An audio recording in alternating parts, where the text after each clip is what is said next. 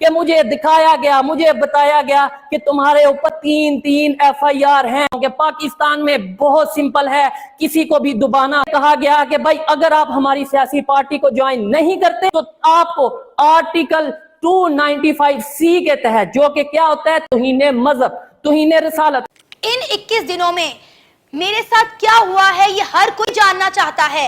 इन 21 दिनों में मैंने क्या कुछ बर्दाश्त किया, मेरी फैमिली ने क्या कुछ बर्दाश्त किया, ये मैं जानती हूँ, मेरा खुदा जानता है और अब पूरी दुनिया ये जानेगी। चलो भाई, बहुत से कमेंट्स ये भी आ रहे थे कि क्या आपको उठा के लेके जाया गया। तो दोस्तों मैं तो अपने पाँव पे खुद चल के गई थी और जो यूट्यूबर्स नहीं गए थे उनके घर पे रेड किया और उन्हें वहां से बरामद किया। वहां पर तो ऐसे लग रहा था कि जैसे मेरी जिंदगी का आखिरी दिन है। एक कमरे में मुझे वहां पे बिठा दिया गया, मुझे ऐसे ट्रीट किया जा रहा था आज जैसे पता नहीं मैं कोई जासूस हूँ, मैं कोई दहशतगर्द हूँ, या पता नहीं मैंने कोई कितना बड़ा जुर्म कर दिया। मैं बताऊंगा कि किस तरीके से मुझे लटकाया गया, मैं बताऊंगा किस तरीके से मेरा इनकाउंटर किया गया, मैं बताऊंगा जी किन जंगलों में मुझे ले जाकर मेरे ऊपर फायर किया। मैं क्या करूं फिर, जॉब छोड़ दूं? कैसी मर्दानगी थी कि दर्जनों अफराद एक 60 साल की बूढ़ी खातून को अकेले पाकर उसके घर पे धावा बोलते हैं, उसके घर पे हल्ला करते हैं कि हमें सना अमजद दें। क्या? मैं हूं सुहेब चौधरी और आज 21 दिन के बाद आप मुझे देख रहे हैं मेरे और आपके YouTube channel real entertainment TV पर। आप लोग जो मुझे डेली बेस पे देखते हैं, लास्ट 3 ईयर से हर रोज मेरे वीडियोस देखते थे, आप लोग भी परेशान होंगे। जैसे मेरी मदर मेरे लिए परेशान थी, जैसे मेरा भाई मेरे लिए परेशान था, जैसे मेरे फैमिली मेंबर्स मेरे लिए परेशान थे, सेम उसी तरीके से मेरा ये यकीन है कि आप लोग भी मेरे लिए उतना ही परेशान होंगे। सही पकड़े हैं। आपको खबर आई होगी कि सुहेब चौधरी को हैंग कर दिया गया, लटका दिया गया, फांसी दे दी गई। आपको खबर आई कि सुहेब चौधरी का इनकाउंटर कर दिया गया। आपको खबर आई कि सुहेब चौधरी मर चुका है। सुहेब चौधरी वाकई में मर चुका था एक दफा। आज अगर मौजूद हूं तो आप लोगों की दुआओं की वजह से मौजूद हूं। आज अगर मौजूद हूं तो अपनी माँ की, अपने फैमिली मेंबर्स की दुआओं की वजह से मौजूद हूं। मैं बताऊंगा कि किस तरीके से मुझे लटकाया गया, मैं बताऊंगा किस तरीके से मेरा इनकाउंटर किया गया, मैं बताऊंगा जी किन जंगलों में मुझे ले जाकर मेरे ऊपर फायर किया गया और मैं उस इनकाउंटर से, उस फांसी के फंदे से कैसे निकल के फिर के आपके सामने आकर मौजूद हूं और वीडियो बना रहा हूं। और मैं ये चीज बताऊंगा कि मैं किस दिन कहां था और किन लोगों के पास मौजूद था। मैं बिल्कुल नहीं डरता, और जो डर था वो भी आप लोगों ने, वो भी उन लोगों ने जिन लोगों ने मेरे साथ ये सब कुछ किया, मेरी फैमिली के साथ ये सब कुछ किया, उन लोगों ने वो डर सब खत्म कर दिया। सबसे पहले मैं उन लोगों को खुला चैलेंज करता हूं कि सुहेब चौधरी ना डरा था, ना डरा है और ना डरेगा। मरेगा सुहेब चौधरी मरेगा, लेकिन झूठ नहीं बोलेगा। हमारे सियासतदान कहीं पे आपस में अपने मतलब के लिए, अपने मफाद के लिए पाकिस्तान का सौदा कर रहे हैं तो मैं बोलूंगा।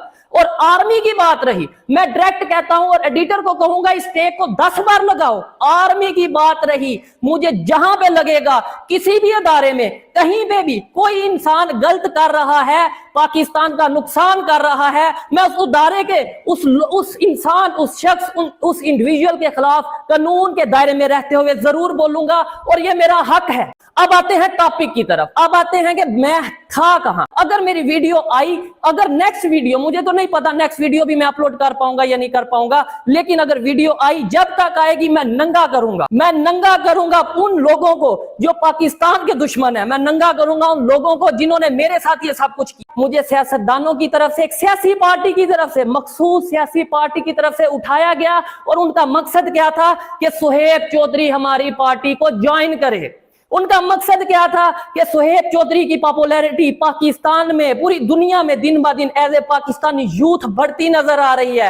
पाकिस्तान के नौजवान, पाकिस्तान की नौजवान लड़कियां, पाकिस्तान के नौजवान लड़के सुहेब चौधरी के साथ मिलते नजर आ रहे हैं। सुहेब चौधरी आने वाले टाइम में अपनी एक पॉलिटिकल पार्टी बनाने जा रहा है, तो इसे रोका जाए, इसको या तो अपने साथ मिलाया जाए या फिर इसको हर तरफ से गायब कर दिया जाए, खत्म कर दिया जाए। क्या बात कर रहे हैं भाई ये वाला थ्योरी भी कुछ लोगों के द्वारा नापसंद या फिर झूठा साबित किया जा रहा है। मगर क्यों? भाई लोगों का ये कहना है कि भाई अगर कोई सियासी पार्टी ने सोहेब भाई को उठाकर ले गए थे तो भाई इसमें उनका क्या फायदा है। Good question. भाई सोहेब भाई की जो सबसे ज्यादा सब्सक्राइबर और भाई फैन फॉलोइंग है वो तो भाई इंडिया से है, पाकिस्तान में तो उनकी कम है। बात तो तू सही कह रहा है। तो ये एक बहुत ही बड़ा डिबेटेबल क्वेश्चन है। जागो राखे साइयां, मार सके ना कोई। पिछले कई दिनों से आप सोशल मीडिया पर ये खबरें देख रहे हैं कि सना अमजद को इदारों की जानिब से उठा लिया गया है। कई ने तो सना अमजद की फांसी की खबर चला दी और कईयों ने सना अमजद का इनकाउंटर करवा दिया और आखिरकार सना अमजद का नमाज जनाजा लाहौर में करवा कर उसकी कब्र बना दी और कब्र के ऊपर फूलों के हार चढ़ा दिए। और आज सना अमजद की डेड बॉडी आपके सामने बैठी है और आपसे मुखातिब है। मैं मर चुकी हूँ, मैं डेड हो चुकी हूँ। आज वो सना अमजद आपके सामने मौजूद नहीं है जो पहले कभी हुआ करती थी, जो हंसते मुस्कुराते आपके लिए रोड शोज लाया करती थी। इन 21 दिनों में मेरे साथ क्या हुआ है ये हर कोई जानना चाहता है।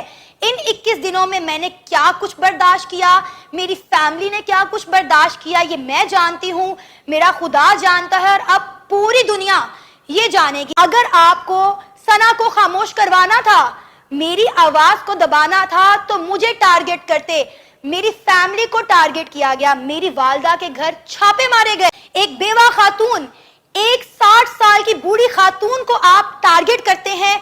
दर्जनों लोग उनके घर में जाते हैं और उनसे डिमांड करते हैं कि हमें सना अमजद चाहिए। आपको जरा शर्म नहीं आई, आपको जरा गैरत नहीं आई कि एक 60 साल की बूढ़ी खातून को आप टारगेट करते रहे हैं? कैसी मर्दानगी थी कि दर्जनों अफराद एक 60 साल की बूढ़ी खातून को अकेले पाकर उसके घर पे धावा बोलते हैं, उसके घर पे हल्ला करते हैं कि हमें सना अमजद दें वरना हम आपको ले जाएंगे। इन 21 दिनों में अगर मैं खामोश रही हूं तो सिर्फ और सिर्फ अपनी माँ की वजह से, जो आज बेड पे मौजूद है। यकीन करें मेरे हाथ कांप रहे हैं बताते हुए कि इन 21 दिनों में मेरे मासूम बच्चों ने क्या बर्दाश्त किया। इंशाल्लाह आने वाली वीडियो में मैं अपनी वालदा को अपने साथ लेकर आऊंगी, आपको वो अपना घर दिखाऊंगी जिस घर के ऊपर इन लोगों ने धावा बोला, मेरी माँ को टॉर्चर किया, मेरे भाई को उठाने की धमकियां दी। अगर आप में हिम्मत है, अगर आप में जुर्रत है, अगर आप वाकई में मर्द हैं तो मेरे से बात करें। Be a man, talk to me.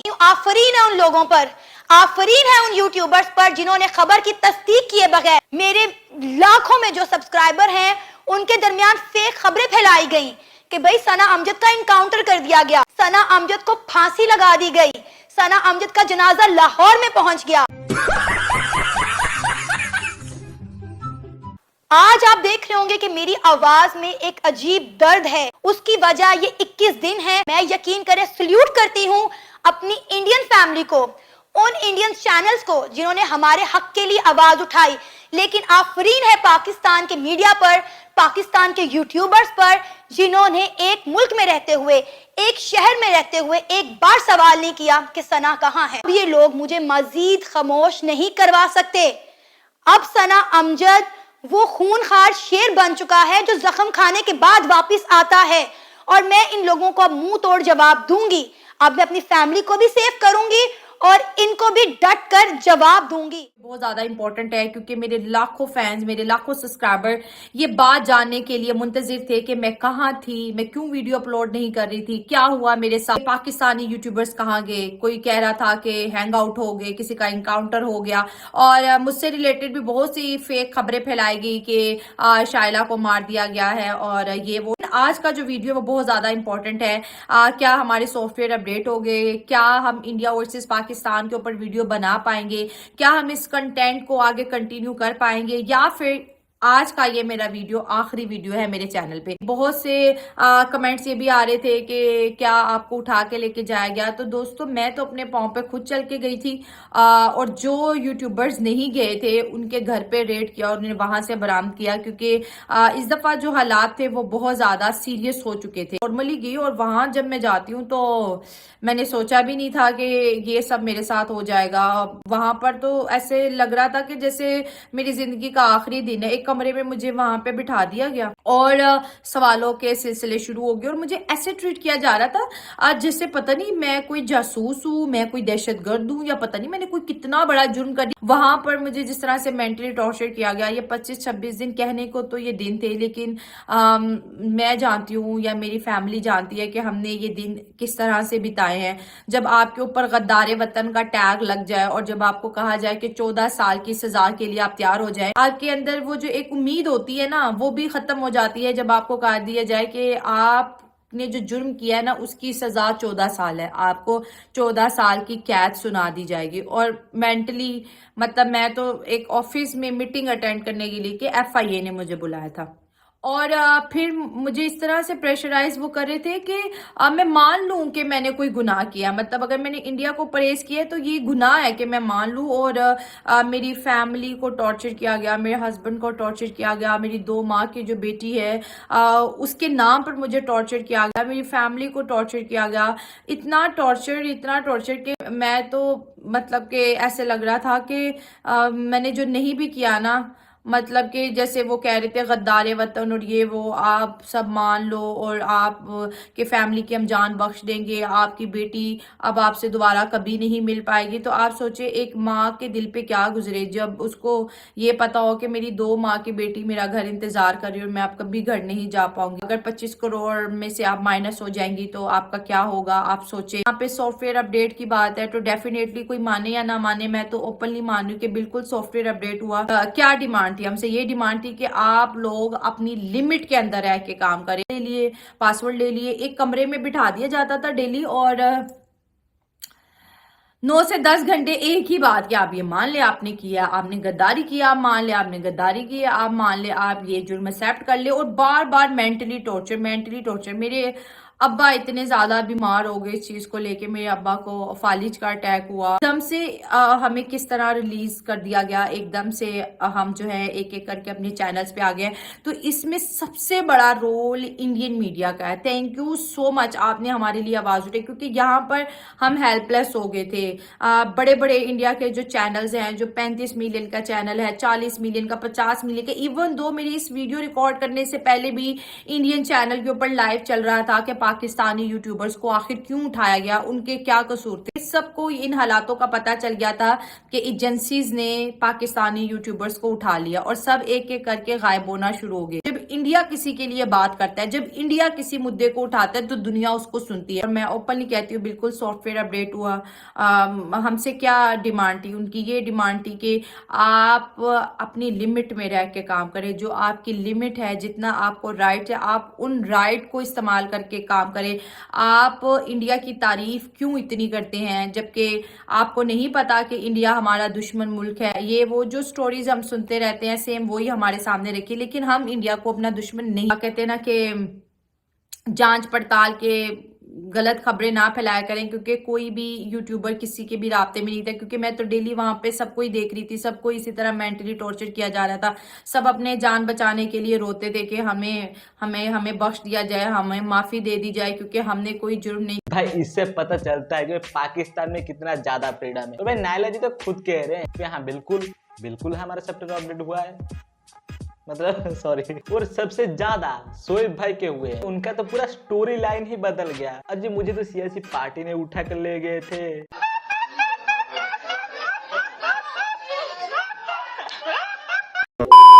That is guys, ये था आज का वीडियो। और पाकिस्तान में तो कॉमेडी कभी भी एंड नहीं होगी। सही बात है। तो भाई ये था आज का वीडियो। अगर भाई आपको मेरी वीडियो जैसे पसंद आए हो ना, जल्द प्लीज मेरे चैनल को सब्सक्राइब कर दीजिए, लाइक कर दीजिए और भाई कमेंट कर दीजिए, जिससे मुझे बहुत ही ज़्यादा मोटिवेशन मिलेगा आगे आपके लिए ऐसे नहीं लाने के लिए। तो पहले मैं मिलता हूँ, मैं सुनूंगा और कंटेंट लेके, और वैसे मस्त कंटेंट लेके आप लोगों को एंटरटेनमेंट करने के लिए। तो पहले मिलता हूँ। वंदे मातरम, जहना में लिखिएगा वंदे मातरम।